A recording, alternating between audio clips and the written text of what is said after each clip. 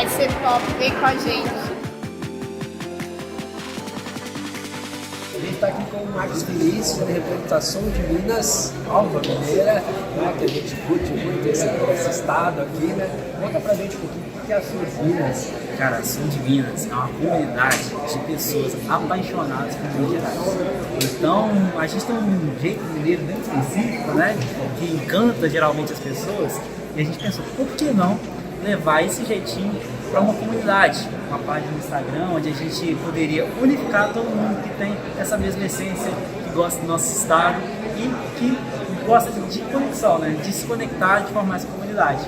E daí por diante a gente vem crescendo bastante, né? Uma comunidade que já tem alguns anos, mas nos últimos anos agora a gente teve um boom de crescimento e estamos chegando cada vez mais pessoas. Falar de inovação é sempre desafiador.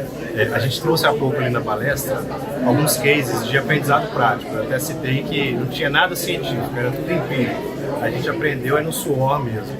Então, casos como, por exemplo, como medir a inovação, é importante que seja medida, tratar a inovação como um processo, porque de fato precisa ter início, meio, fim, cujo fim que seja sucesso, seria o melhor dos mundos. Então a gente falou sobre isso também. Citamos alguns cases da Uzi Minas, a gente tem vários cases, mas a gente trouxe alguns específicos que passaram por toda a esteira de inovação e conseguiram performar legal. E a minha visão, acho que eventos como esse, o Hacktown, faz a gente criar conexões permanentes e trazer inclusive soluções para problemas que a gente nem imagina que tem. E o que você enxerga de gap para fazer na inovação, né? Uma dica que você traz, assim, a inovação dentro das organizações, como ponto inicial, uma empresa que está querendo crescer nesse processo de inovação? Excelente pergunta. A gente também falou sobre isso ali. A primeira e mais importante dela, tem uma estratégia. Crie uma estratégia clara, que tenha um tempo, que seja, enfim, crie a sua estratégia, vá nela, porém, sempre volte para validar, porque ela pode, inclusive, pivotar. Como gap, eu enxergo um dos pontos principais, é a questão de liderança. Se há uma liderança bem engajada, bons sponsors para o tema, naturalmente a gente consegue ter mais alavancagem para a inovação. Então, de certa forma, faça um trabalho, a gente precisa de trabalho com a liderança, principalmente a média liderança que está espremida entre as entregas, a produção e os esforços auxiliares, como por exemplo inovação, segurança, ambiente, etc. Porque esse pessoal é muito importante para que as ações dos colaboradores cheguem a virar iniciativas e virem bons projetos. Trabalho com a liderança, boa estratégia e uma esteira bem clara para isso. A gente está tendo o prazer aqui de receber o Carlos Galvão, CEO da Unlimited, né, Carlos? Obrigado por ter esse tempo com a gente. Para quem não sabe, né, a Unlimited tem aqui a organização do circuito do Ironman aqui no Brasil, né, Carlos? 24 anos. Olha só. E conta um pouco pra gente dessa questão, né, da questão do Ironman, né, das etapas, e aí depois a gente quer fazer uma perguntinha sobre você. Boa. Bom, obrigado, parabéns aí pelo trabalho. Primeira vez vim aqui no Hacktown, fiquei impressionado com o tamanho do evento, né, a quantidade de painéis simultâneos, palestras, enfim, então é muito legal e é um prazer falar da minha paixão hoje negócio, que se chama Ironman. Então a gente está há 24 anos nessa jornada, que começou em 99 para 2000. Eu era do mercado financeiro, trabalhei de 17 aos 30 anos no mercado de capitais, já fazia triatlon desde 94. E naquela época lá, vamos há 30 anos, né? O Ironman já despertava muito interesse nas pessoas, né? Sim. Era uma coisa para maluco, é o Everest no triatlon. A gente ouve isso. E a gente não tinha muita informação, né? Essa que é a verdade. Então, e também eu fui instigado eu estava naquela época de 29 a 30 anos, eu estava com uma filha pequena que eu tinha 24 anos, e independente financeiramente, eu sempre aprendi do meu pai que dinheiro é uma commodity, se ganha e se perde, né? Eu queria fazer algo que tivesse realmente um impacto determinante na vida das pessoas. Eu fui atrás desse sonho de fazer com que o Ironman fosse essa mola propulsora de mudar e transformar a vida de milhares e centenas de milhares de pessoas. Então a história começou assim e de lá para cá já foram 24 anos. Então realmente... E ele traz essa transformação pessoal, né, que através de você também, né? Mudando de um segmento, Sem dúvida. Eu empreender. dei uma guinada de 180 graus, na verdade, porque o mercado de capitais, você fazendo direito, você tendo a disciplina na vida, né, como um todo, você performa bem no mercado financeiro, né? Mas e aí, né? Eu queria realmente fazer alguma coisa que tivesse um propósito. E o Ironman, né, assim como o esporte como um todo, a gente comentou ali, corrida de trail running, qualquer esporte é um movimento transformador na vida, principalmente dos meninos, né, de adolescentes. Então, assim, a gente vem seguindo essa linha, muito pouca gente sabe que 99,2% dos nossos atletas de Ironman, o Ironman 70.3, que é o meio Ironman, são atletas amadores.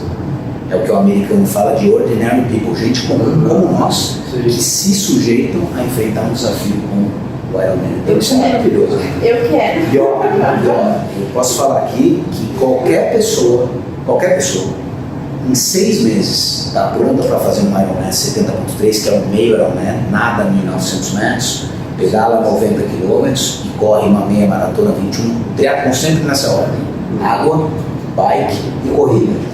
E o Ironman Full é o dobro do Ironman 70.3, nada menos de 800, pedala 180 e corre uma maratona 42, vou lá um pouco mais embaixo. Mas eu falo sempre que qualquer pessoa que tenha os princípios básicos de um Ironman, disciplina, força de vontade, perseverança, resiliência, em 6 meses está pronto para fazer um Ironman 70.3 e em 1 ano pronto para fazer um Ironman, qualquer pessoa. E é perfeito. E essas qualidades que a pessoa tem que colocar, acaba trazendo para a vida também, né? Para tudo, né? Não tenha dúvida. Ela está pensando no Ironman, mas ela começa a entrar numa linha também disso para a vida pessoal, para o trabalho, para o estudo, para a família, para tudo, né? Você sabe que lá nos Estados Unidos tem uma grande empresa de headhunting, que eu conheci um dos vice-presidentes lá, e ela é americana, então tem um link muito forte também com o Ironman. Então, o cara estava me falando que chega numa reta final de seleção, de C-level, são 3 candidatos. Se um deles está no currículo Ironman Finisher, ele já pega e já descarta os outros 2. Porque é justamente o que você falou, essa pessoa com certeza naquela corporação vai ter a disciplina, a motivação, a resiliência, o positivismo, o planejamento que uma corporação precisa. Então isso é muito bacana. Olá pessoal, estamos aqui com o Gustavo aqui da TeamBot, que veio trazer muitos temas aqui de tecnologia, muita inovação pra gente. Trouxe um amigo aqui que é o Edu também. Gustavo, conta um pouquinho pra gente aí da TeamBot, o que ela faz, o que você trouxe aqui pro Hacktal. Legal, nós somos uma startup de Maringá, no Paraná, e nós criamos um robô, né, interativo, que nós vendemos para empresas que buscam criar uma experiência diferenciada, inovadora e inteligente para as pessoas que são recebidas. Poxa, que legal! E você tem algum case, alguma coisa legal? O Edu tá querendo conversar com a gente, olha só. Daqui a pouquinho a gente vai conversar sim, Edu.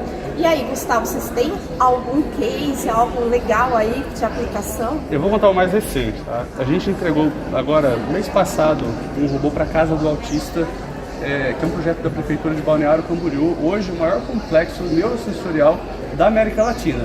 Lá o robô foi preparado com conhecimento sobre transtorno do espectro autista para receber as crianças e as famílias que são acolhidas nesse espaço. Foi uma experiência, está sendo uma experiência muito bacana. Caramba, que fantástico! Então dá para configurar ele para vários temas, objetivos aí que você quiser com informação. Exatamente. Edu, bom dia. Bom dia, meu. Qual é o melhor canal para a gente obter informações sobre o evento?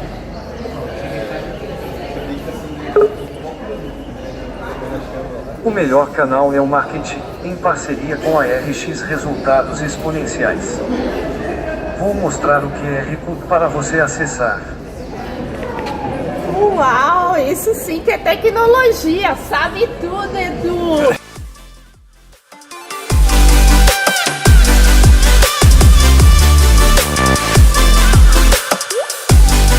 Como é que foi esse envolvimento momento, né, que a gente estava fazendo o warm-up aqui, falando um pouquinho dessa conexão, né, de criar uma conexão com um país, né, o Brasil, e com uma nação, né, que é o Corinthians, né.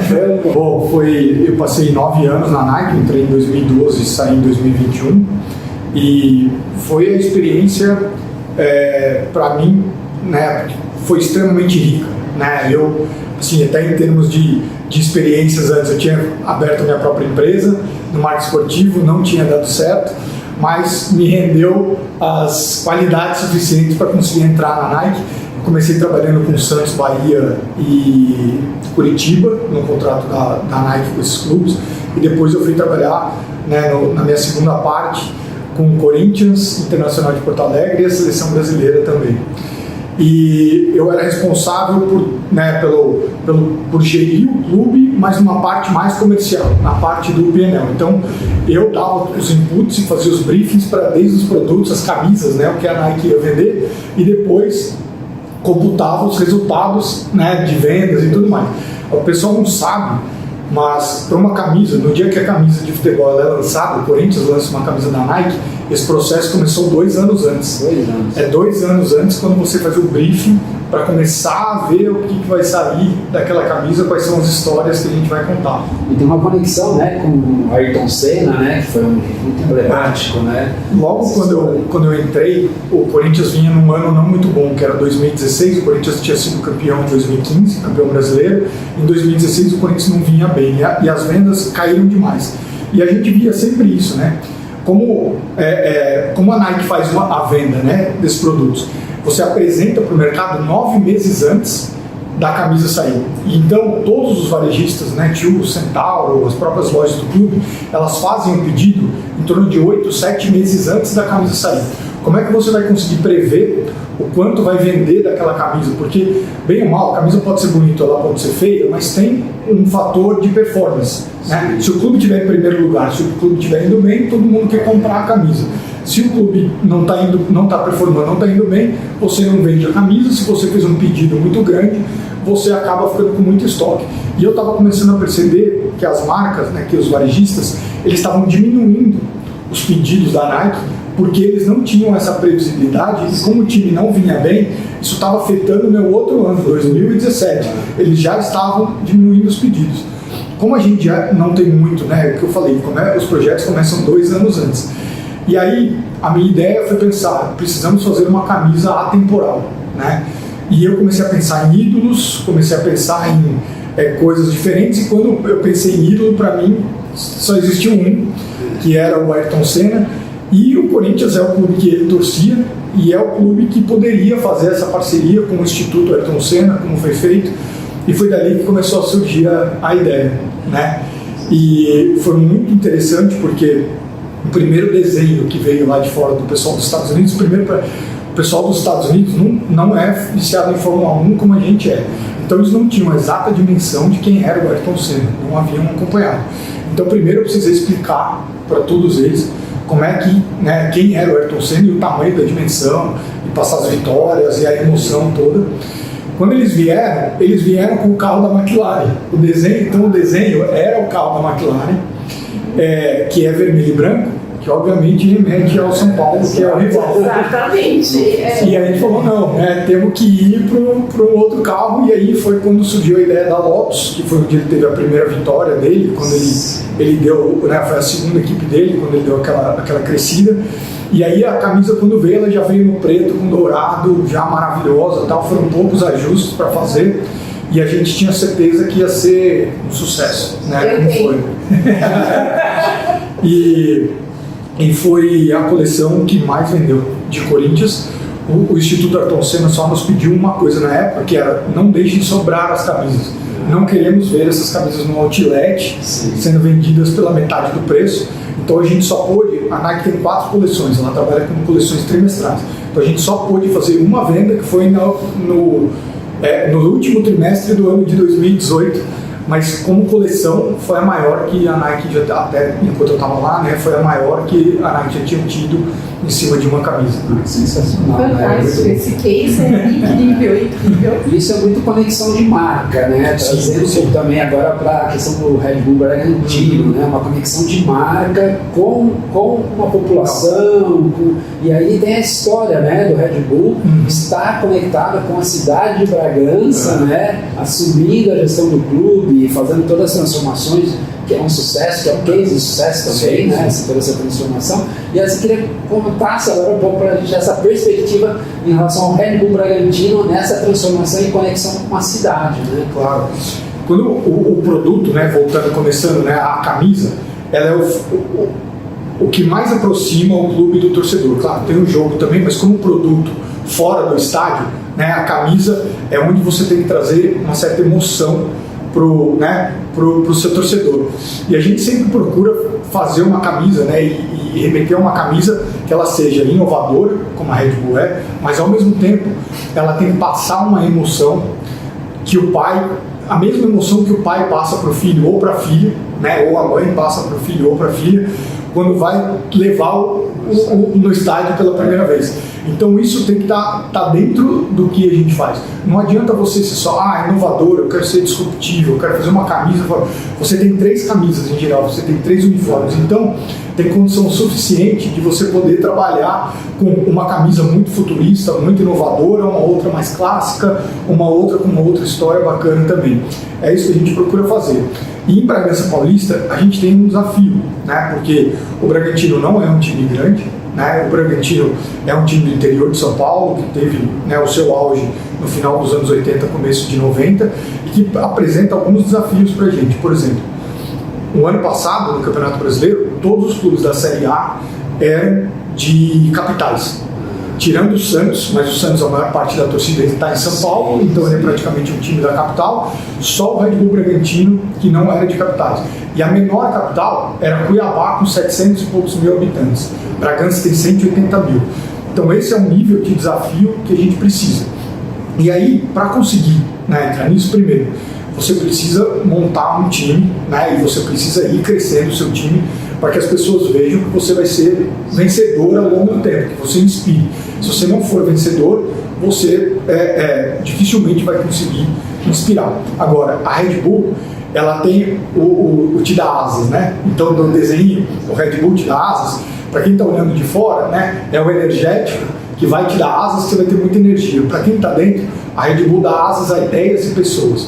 Então, a Red Bull pega as pessoas, os atletas, quando eles ainda não são vencedores, e ela transforma e dá asas a eles para que eles sejam vencedores. Então, o nosso time, ele é um time que vai ter sempre a menor média de idade do Campeonato Brasileiro e dos campeonatos que a gente for jogar. É um time super jovem, eu acho que tem média de 23 anos, mais ou menos, esse ano. E isso coloca ainda mais um desafio, né? Porque o Campeonato Brasileiro, feito de times centenários, com torcidas gigantes, e com estrelas, né? Hoje em dia você tem nos times do Palmeiras, do Flamengo, do Atlético Mineiro, do São Paulo, você tem estrelas. E o nosso time, você nunca vai ver a gente ir atrás de uma grande estrela já, com vários títulos, já, né, que já comemorou muita coisa. Nós vamos dar asas a esse pessoal. E isso leva um tempo, né? Isso leva um tempo. A Fórmula 1 demorou 13 anos para ter o primeiro título. O Leipzig, que é o nosso irmão da Alemanha, demorou 13 anos para ganhar o primeiro título. Nós estamos no 5º ano. Então, às vezes, a gente tem muita pressa, né, de chegar no lugar, né? Mas sim, você precisa conectar com a cidade, mostrar para a cidade que você está trazendo um time vencedor e, no nosso caso, principalmente conectar com crianças, né? A Red Bull Bebidas, ela não pode falar, o energético não é feito para crianças, ele é feito para 18+. Então, eles só podem comunicar a partir de 18+. Nós podemos comunicar com as crianças, né? E para você montar uma torcida do futuro, todo mundo que é torcedor sabe, a criança ou adolescente ali até 10, 11 anos, acho que é a última hora que ele vai mudar de time ali, se ele tiver que torcer, entendeu? Agora, se você deixar passar mais, e ele já for palmeirense, quando ele tem 14, 15 anos, corintiano, São Paulino, ele não vai mudar de time. Ele pode até ir no jogo, ele pode até consumir o produto, mas ele não é um fiel torcedor. E então o nosso foco inteiro lá em Bragança é conectar com as crianças de Bragança, com as crianças que estão surgindo, para que elas sejam os nossos torcedores do futuro. E isso leva a uma série de outras ativações também, né? Que você falou, a camisa fora do estádio, né? mas tem as ativações também, que vocês têm a casa também. Tem. A gente tem uma casa, né, que é a Casa Red Bull Bragantino, que fica num lugar super premium na cidade. O estádio, né, o Nabi Bichedi, o nosso estádio, ele é um estádio super antigo, de 1949.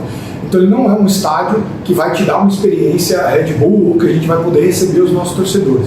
Então a primeira coisa que a gente quis fazer antes de, né, começar o projeto de reforma do estádio foi entregar para os nossos torcedores uma casa que ela tem bar, ela tem venda, uma loja, ela tem experiências ali que a gente faz durante o dia, ela tem um atendimento ao sócio torcedor, uma venda de ingressos, para que a gente possa receber o nosso torcedor da melhor maneira, né? Então a gente leva atletas lá, faz sessão de autógrafo, né, dá pipoca, leva o Toro Lobo, que é o nosso mascote, que é o melhor mascote do Brasil, que dança, que faz coisas inacreditáveis.